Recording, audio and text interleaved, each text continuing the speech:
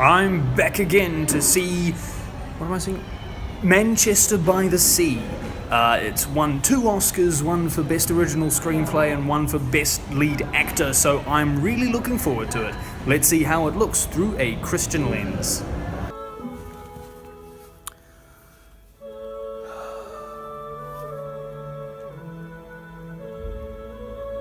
You know, as much as I appreciate amazing acting and superb writing and great craftsmanship in a film,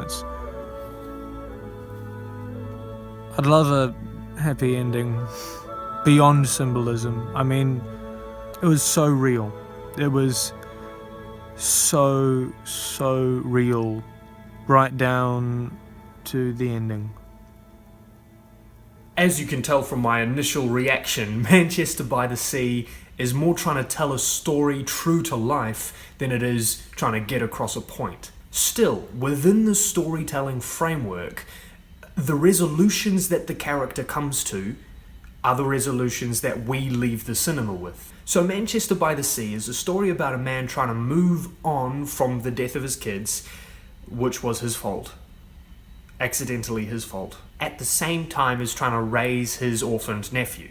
I mean, his mum's still alive, but we'll get to that. The way the story pans out, it seems he's willing to live in the same town that he used to when his kids died, which is a huge emotional deal for him. Which is a plus for the emotional journey, but nobody wants to hire him because they have this negative stigma against him. So he has to continue to live in Boston as opposed to Manchester, which is a downer for the physical journey. However, at the end, it seems that this is reversed, as if he's going to have a great relationship with his nephew despite living an hour and a half away. But he can't handle being the guardian of this child. So what does this journey tell us? Family is important. Don't be selfish with your time and your money and give to those in your family in need. Help them make wise decisions and don't be too pushy, overbearing.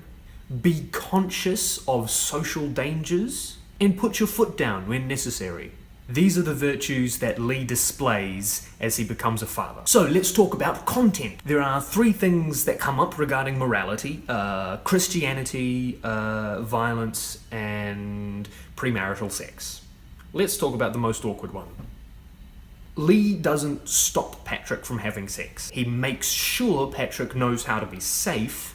When he puts his foot down is when Patrick is sleeping with more than one girl. When the other woman isn't allowed in the house anymore, that relationship seems to dissolve overnight, and the relationship with the actual girlfriend seems to improve. Lee even lets them have the house to themselves while he goes to do some errands, knowing how it's going to turn out.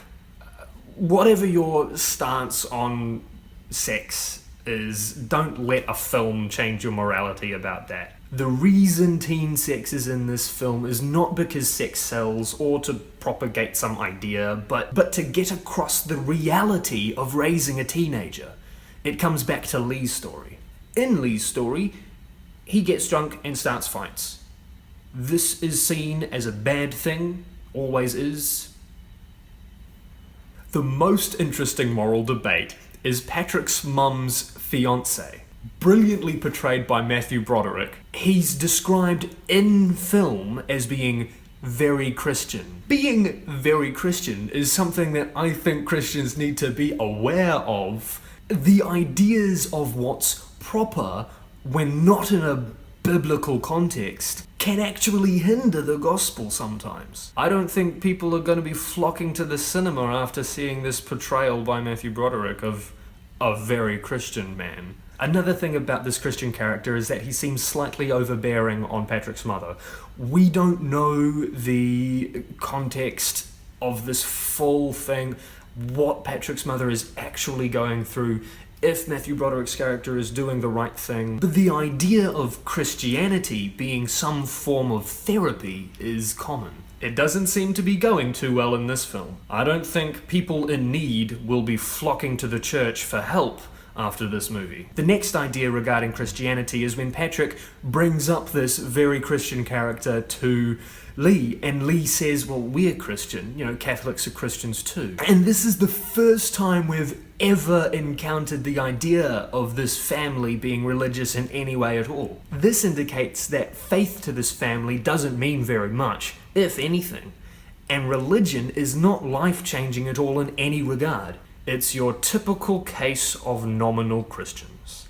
So this film doesn't have a great representation of Christianity. However, it's very real. I would take these examples of drastically different Christians as warnings. So don't be too overbearing or too religious, whatever that means. But do let your life and yourself be changed by the gospel. Live for God and live for Jesus. Just don't be weird about it.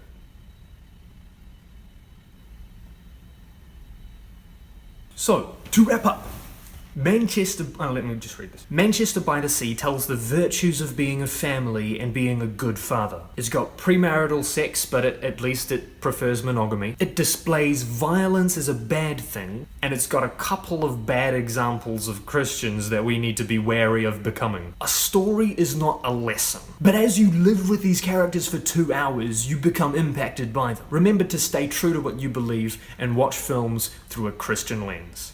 Thanks heaps for watching. This kind of felt a little bit more like, oh, look at what this film has in it, as opposed to look at what this film means. I hope I struck a good balance there. If you thought I did, if you liked this video, then like it. If you loved it, then share it. And let me know down below in the comments what you thought. Last of all, you can subscribe for movie reviews and analyses. And I'll see you next time. God bless.